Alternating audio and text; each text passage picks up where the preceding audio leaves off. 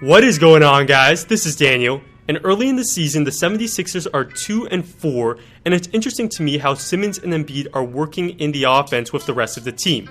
According to cleaningtheglass.com, they're only ranked 20th in points per possession thus far, but if we look at the defenses they've played a good collection of defenses, and the one poor defense they faced, the Mavs, they've scored well against. Keeping that all in mind, and keeping in mind it's a very small sample size, let's get to the film. I'll mainly be talking about half-court offense because that's what caught my eye, and one of their most reliable plays is a simple Embiid post-up, and he's so big he can shoot over the defender at times. He's quite good at that face-up jumper.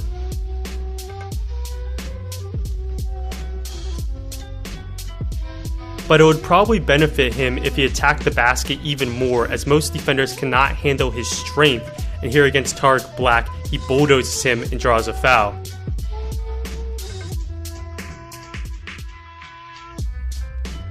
And as you can see by this picture, Black is not a thin man. The one thing that isn't great about their post-ups is there isn't much off-ball action. So here it's a post-up for Simmons, and when he gets it, they could, for example, execute a split in front of the post to look to get Covington at 3, but the 4 players are pretty stagnant, and Simmons is left to take a tough shot. Not having structured action at least some of the time can result in more miscommunication. So here Simmons cuts through when he passes it into Embiid, but Embiid isn't on the same page. He's going into his move toward the middle, and now PJ Tucker, who was guarding Simmons, is right there to strip it from Embiid. Just as an example, what the Spurs sometimes do is they'll run a post set where once the ball is entered into the post, they'll set up a simple back screen. This can cause defensive miscommunication, and here they get a 3 off of it.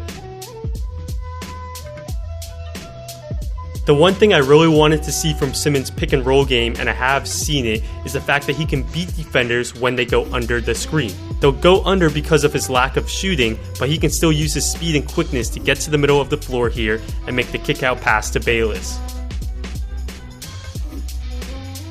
And this was really nice. They'll set up a Simmons-Embiid pick and roll, and notice where Embiid sets the screen, at the elbow. This is a snug pick and roll, and so now when the defender goes under the screen, Simmons is only one dribble from the basket, and he gets to the rim and scores.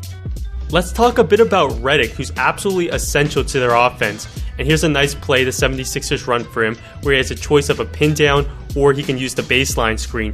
And when he chooses the baseline screen, he then has another pin down on the opposite side. The defense collapses on him and he makes a nice pass to Bayless. The Sixers of course run a lot of floppy for Redick, where he starts on the baseline and has pin downs on both sides, and with Simmons with the ball on top, this opens up different opportunities. So on this play, Redick will come off the screen and he's covered, but Simmons will cut, and him attacking on the run like this can be very tough to defend. Brown helps one pass away, which frees up Simmons to drive, though he can't finish. Here's another example where this time it's Bayless who comes off that first screen, and he can throw it right back to Simmons, who attacks with a full head of steam.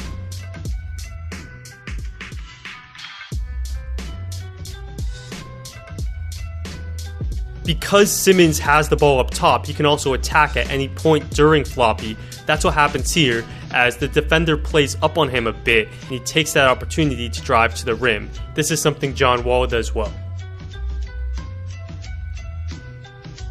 The thing about floppy is it can get predictable. Defenses see it all the time. So here the Rockets switch that first screen along the baseline, allowing Harden to not allow Redick to use that pin down. And that completely blows up the play, and notice how the Sixers tried to run this late in a close game where defenses tighten up.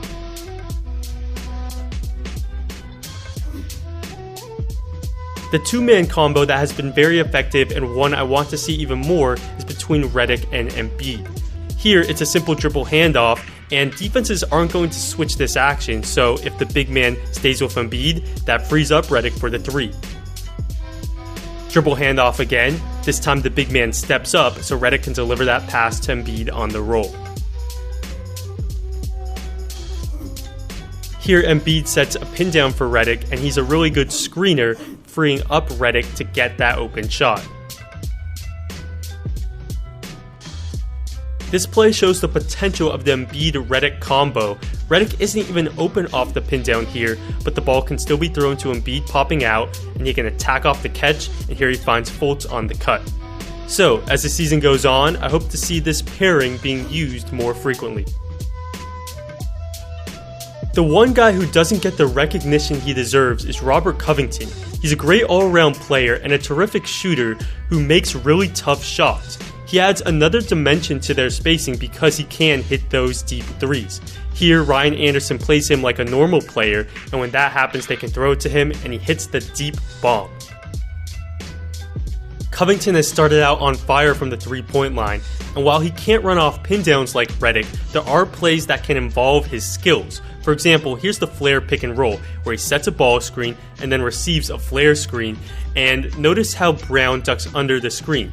And this is a good play by Covington to curl it back toward the middle, where he can get it and deliver the pocket pass.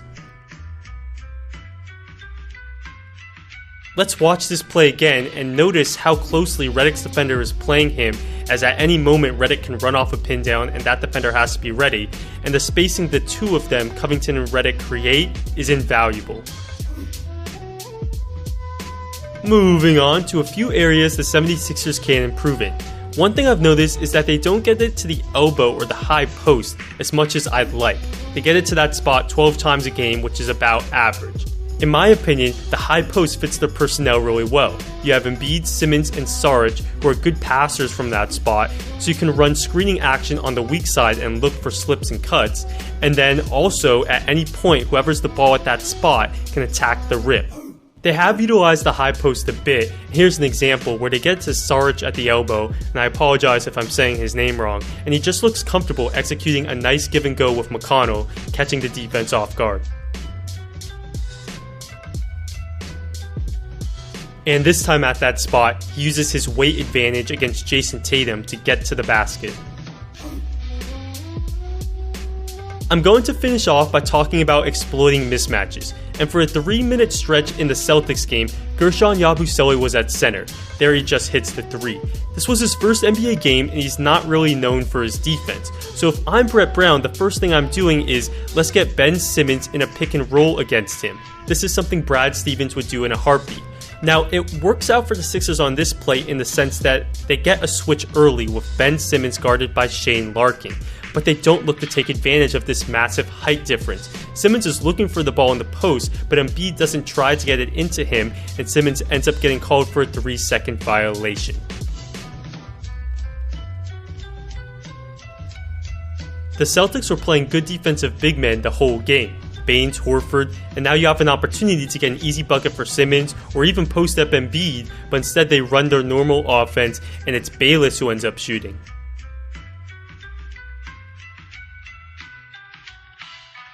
This next play late in a close game is just an example of where the Sixers can get to.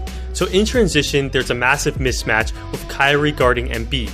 So the Sixers do the right thing and try to get that post up. Now, what the Celtics do is at the last second, they'll switch Horford onto Embiid and Kyrie will recover to the weak side. Now, the Celtics aren't out of the woods yet as Kyrie switches onto Simmons, and Simmons does the right thing by ducking inside to take advantage of that size mismatch. And what Embiid should do is look inside to get it to Simmons, but instead, he takes the shot. It's really amazing, almost exactly the same play happened on opening night between the Cavs and the Celtics. So in transition, Kyrie is matched up against LeBron. So the Cavs try to post up LeBron. And again, the Celtics at the last second will execute this switch with Horford taking LeBron and Kyrie recovering toward the weak side. And Kyrie switches on to Kevin Love, and Love and Simmons are about the same height. The difference is LeBron actually looks into Love to get him the ball and Love draws a foul. Now, I'm not comparing LeBron and Embiid. Embiid is not LeBron, and that's okay. Those two plays were just a good example of where the Sixers offense can get to with more time and chemistry.